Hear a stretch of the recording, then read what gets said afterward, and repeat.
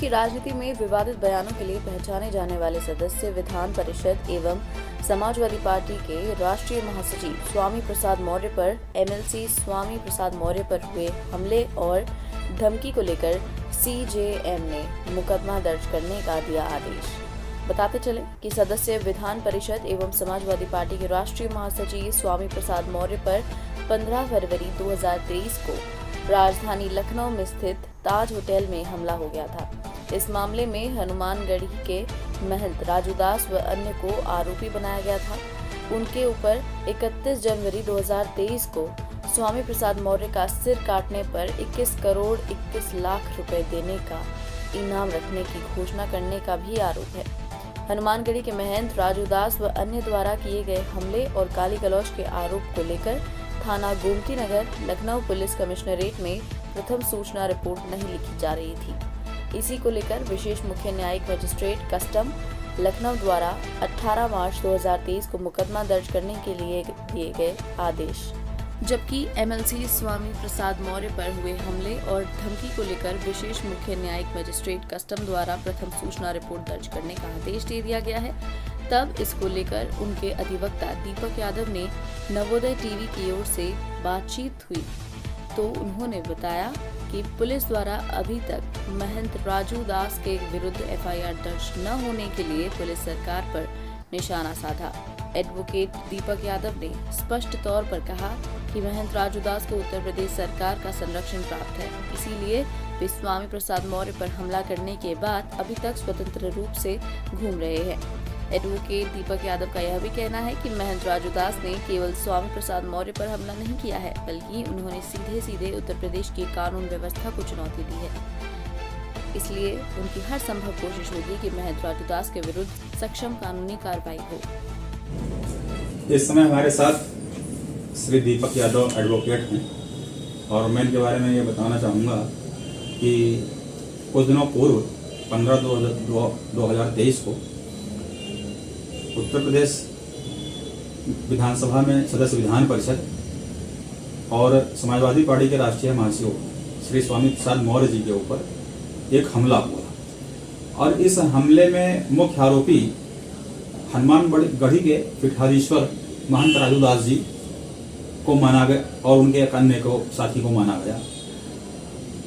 31/1/2023 को इन्हीं पीठाधीश्वर ने स्वामी प्रसाद मौर्य का सर काटने पर 21 करोड़ रुपए लगभग इनाम देने के लिए घोषणा किया था। इसके बाद माहौल बना और बनने लगा था और इस विवाद की शुरुआत एक समाचार चैनल पर एमएलसी स्वामी प्रसाद मौर्य द्वारा रामचरितमानस की 2 पंक्तियों,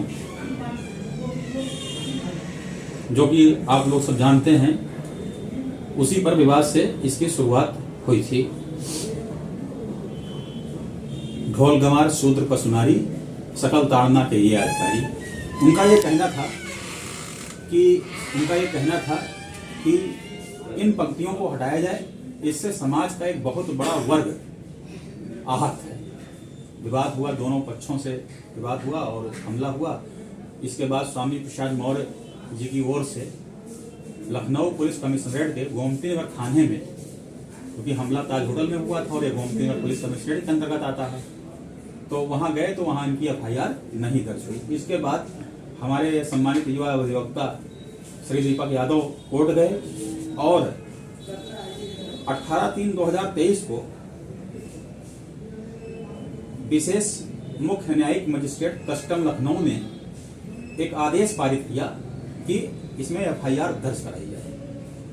स्वामी जी प्रसाद मौर्य जी के प्रार्थना पत्र पर उनके ऊपर हमला करने वालों के खिलाफ एफआईआर दर्ज की जाए और मुख्य आरोपी इसमें अयोध्या हनुमानगढ़ी के पीठाधीश्वर श्री राजू दास जी। अब मैं दीपक जी, आपने एक तरह से उपलब्धि हासिल की है। जब उत्तर प्रदेश पुलिस स्वामी प्रसाद मौर्य के ऊपर हुए हमले पर एफआईआर गोमतीनगर थाने की पुलिस नहीं लिख रही थी और तब 156 दिन के तहत आपने यह आदेश करवा लिया है 18/3/2023 को, तो अपनी इस सफलता पर आपको क्या कहना है? ये सफलता कह रहे हैं आप तो अच्छी बात है भाई। किसी भी काम में सफल होना, एक हाइट तक जाना सफलता की श्रेणी में आता है, लेकिन ये हमारे लिए रोज का काम है और हमारा पेशा ये है वकालत, और इस तरह के काम हम करते रहते हैं, क्लाइंट आते रहते हैं। तो हाँ, ये सफलता इसलिए कह सकते हैं क्योंकि ये सरकार विरोधी था। ये जो महंत राजू दास जी हैं, इनको उत्तर प्रदेश की वर्तमान सरकार का पूर्णतः संरक्षण प्राप्त है, और सरकार के सामने उत्तर प्रदेश की राजधानी में इस तरह का कृत्य किया जा रहा है और थाने में कोई सुनवाई नहीं हो रही, सरकार मौन बैठी है। फिर बड़े पुलिस अधिकारियों के पास गए, डीसीपी के पास गए, एसीपी के पास गए, माननीय स्वामी प्रसाद मौर्य जी और उनके बेटे, सब लोग विवश होकर के जब उनकी कहीं कोई सुनवाई नहीं हुई, तब वो हमारे पास आए और हमसे बोले कि ऐसा ऐसा मसला है। तो मैंने कहा ठीक है। तो उन्होंने मुझे अपना अधिवक्ता नियुक्त किया और मैंने उनका बिल्कुल पूरी ईमानदारी के साथ जो एक वकील को कार्य करना चाहिए वो कार्य मैंने अपना किया, और माननीय न्यायालय के समक्ष एक एक बात मैंने रखी और न्यायालय ने उसको कंसीडर किया, और अब ये आदेश आपके समझ प्रस्तुत। क्या अगर मान लीजिए लखनऊ पुलिस कमिश्नरेट के अधिकारियों ने नहीं सुना, तो स्वामी प्रसाद जी उत्तर प्रदेश की कई सरकारों में कैबिनेट मंत्री रहे हैं, नेता विरोधी दल रहे हैं, और मुख्य प्रतिपक्ष पार्टी के राष्ट्रीय महासचिव हैं, एमएलसी हैं, एक मतलब बड़ा नाम है स्वामी प्रसाद जी। तो क्या उन्होंने कमिश्नरेट के ऊपर स्तर के अधिकारियों जैसे कि ADG LO, ADG public complaint, ADG BGP को या गृह सचिव से भी इस संदर्भ में कोई वार्ता किया था? अब ये तो उनका व्यक्तिगत इश्यू होगा, उन्होंने वार्ता किया या नहीं किया, लेकिन जो न्यायिक प्रक्रिया कहती है कि न्यायालय के समक्ष जो भी हम प्रस्तुत करेंगे। हाँ, किया था डीजीपी तक का उन्होंने किया, एसीपी को किया, जेसीपी को किया, डीसीपी को किया, डीजीपी को किया, गृह विभाग को भी किया, सबको सूचित किया। और ये सब की बिल्कुल पत्राचार की जो पंजीकृत रसीदें हैं वो मूल प्रतियां मूल पत्रावली में माननीय न्यायालय के समक्ष प्रस्तुत की गई हैं। उन्हीं को सबको दृष्टिगत रखते हुए माननीय न्यायालय ने याद नहीं, चूंकि इतना बड़ा नाम है तो समाजवादी पार्टी का प्रतिनिधिमंडल तो इस मामले में जो है, जैसे मान लीजिए वो सक्षम व्यक्ति थे, कोर्ट आ गए, लेकिन समाजवादी पार्टी के इतने बड़े नाम हैं, इतने बड़े चेहरे हैं, तो उनको तो गवर्नर साहब से भी मिलना चाहिए था इस पर। बिल्कुल आप सही कह रहे हैं, लेकिन ये इस तरह के कृत्य जो है ये एक सरकार पे प्रशिक्षण उठा रहे हैं कि उत्तर प्रदेश की देश का सबसे बड़ा प्रदेश है, इसके वो 2 बार कैबिनेट मिनिस्टर रहे, 3 बार नेता विरोधी दल रहे, 6 बार वो निर्वाचित विधायक रहे, वर्तमान में वो एमएलसी हैं, और उत्तर प्रदेश के सबसे बड़े दूसरे राष्ट्रीय दल के ये राष्ट्रीय महासचिव भी हैं। लेकिन जब इनकी नहीं सुनवाई हो रही तो आम जनता का भगवान ही जाने क्या होगा। लेकिन उत्तर प्रदेश की राजधानी लखनऊ और सबसे वीवीआईपी लगा गोमती नगर समझा जाता है। जी, गोमती नगर थाने पर जब एक पूर्व कैबिनेट मंत्री की सुनवाई नहीं हो रही है, एक पूर्व नेता विरोधी दल वर्तमान एमएलसी और एक मुख्य प्रतिपक्ष समाजवादी पार्टी के राष्ट्रीय महासचिव की सुनवाई नहीं हो रही है, तो उत्तर प्रदेश में आम जो गरीब, दुखी, पीड़ित, असहाय लोग हैं, दलित हैं, आदिवासी हैं, पिछड़े हैं, महिलाएं हैं, अल्पसंख्यक हैं, क्या उनकी सुनवाई थाने पर हो रही है? बिल्कुल नहीं हो रही है, कतई नहीं हो रही है, कहीं नहीं हो रही है। इसलिए नहीं हो रही है कि इस लेवल का आदमी अगर एक एफआईआर लिखाने के लिए इस तरह दर दर भटक रहा है तो आम जनता किस हालत से होगी।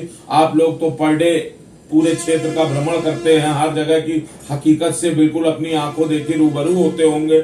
ये स्थितियां बिल्कुल भयावह, बहुत भयावह स्थितियां हो चुकी हैं, क्योंकि एक व्यक्ति द्वारा किसी भी पुस्तक में अंकित कुछ पंक्तियों पे अगर कोई टिप्पणी की जाती है तो उसके एवज में उसके विरोधियों द्वारा ओपन चैलेंज किया जाता है कि सर तन से जुदा, इतना इनाम सर काटने वाले को, इतना इनाम जुबान काटने वाले को, इतना ईमान जूते फेंकने वाले को, इतना ईमान स्याही फेंकने वाले को, इतना ईमान मुंह पे कालिक पोतने वाले को। तो मतलब आज की डेट में मेरा ये मानना है कि हालात जो जा रहे हैं धीरे धीरे कहीं न कहीं यहाँ के जो वर्तमान सरकार है ये अफगानिस्तान की सरकार से प्रेरित होकर के उसी कृत्य का कार्य कर रही है, क्योंकि स्थितियां वही हो रही हैं। नहीं, तो इस तरह का जो माहौल बन रहा है तो उसमें अगर आप कल्पना करिए कि माननीय मुख्यमंत्री योगी आदित्यनाथ जी ने तो कहा है कि भ्रष्टाचार और करप्शन और जो है क्राइम पर हम 0 टॉलरेंस की नीति अपना रहे हैं। तो अगर आप एक सम्मानित अधिवक्ता हैं और बार एसोसिएशन के हमें लगता है उपाध्यक्ष भी रहे हैं, जी। तो अगर मान लीजिए माने मुख्यमंत्री जी जो कि गृह मंत्री उत्तर प्रदेश के हैं, अगर उनके समक्ष आपको बात करने का अवसर मिलेगा तो आप उनसे क्या कहेंगे इस बारे में, पूरे उत्तर प्रदेश की कानून व्यवस्था के बारे में? उत्तर प्रदेश की कानून की व्यवस्था के बारे में सिर्फ यही कहना है कि जो कुछ भी हो वो कानून व्यवस्था के तहत हो। ये कृत्य जो महेंद्र राजू दास द्वारा किया गया है, ये स्वामी प्रसाद मौर्य जी को जो टार्चर किया, जो भी किया, मारा पीटा, जानलेवा हमला, इस तरह की कृतियां करी, इसके साथ साथ कहीं न कहीं ये कानून व्यवस्था को भी चैलेंज और चुनौती कर रहे हैं। ऐसा कृत्य करने के बाद आज तक उनसे पुलिस ने एक पूछताछ तक नहीं करी, उनके विरोध कोई अभियोग नहीं पंजीकृत किया गया। सही मायने में तो ये होना चाहिए था, प्रार्थना बदले करके सुनवाई होती, उनको धाराएं देख करके अगर होती गिरफ्तारी की तो गिरफ्तार करके जेल भेजना चाहिए था, उसके बाद आगे की विवेचना होती, लेकिन कहीं कोई सुनवाई नहीं हो रही। तो कानून व्यवस्था पे तो बहुत बड़े प्रश्न चिन्ह है और कानून व्यवस्था बहुत लचर स्थिति में है। तो जब गोमतीनगर थाने पर FIR दर्ज नहीं हुई, पुलिस और गृह विभाग के कुछ अधिकारियों को लिखित सूचना देने के बाद आपके जरिए और सुनवाई नहीं हुई और आपने ऐसे में कोर्ट के जरिए FIR करवाने का आदेश करवा दिया, तो आपको नहीं लगता है कि ये जो मतलब स्वामी प्रसाद मौर्य जी की विरोधी ताकतें हैं वो आपको भी निशाना बनाएंगे? नहीं, इससे हमें कोई परवाह नहीं है। अगर ये हम सोचेंगे तो हम वकालत ही नहीं कर पाएंगे। हमारे पास तो हर तरह के लोग आते हैं, कोई आया परेशान है, मजबूर है, पीड़ित है, कहीं से क्षुब्ध है, तो उसकी बात कहना हमारा काम है। और इसमें हम जो काम कर रहे हैं ये हमारा एक वकालती पेशा है और ये जो मैं कर रहा हूँ ये अपने वकालती पेशे के नाते कर रहा हूँ। इसमें मुझे महेंद्र राजू दास से व्यक्तिगत मेरा कोई वो नहीं है, लेकिन ये है कानून व्यवस्था के नाते। जब मान लीजिए अगर कोई हमला होता है तो आप लोकतांत्रिक और संवैधानिक तरीके से जवाब देंगे कि आप भी हमले का जवाब? नहीं, मैं लोकतांत्रिक और संवैधानिक तरीके से करूंगा। वैसे मेरे पर ऐसा कुछ होना नहीं चाहिए क्योंकि मैंने जो किया वो अपने पेशे के नाते किया, ये मेरा व्यवसाय है। अब कोर्ट में आप मजबूती के साथ अपना पक्ष रखेंगे? बिल्कुल रखेंगे, हमेशा रखेंगे। मान लीजिए और उनके साथ बिल्कुल कड़ी से कड़ी कार्रवाई कराने का और उनको सजा कराने का मैं पूरा भरसक प्रयास करूंगा। बाकी न्यायालय का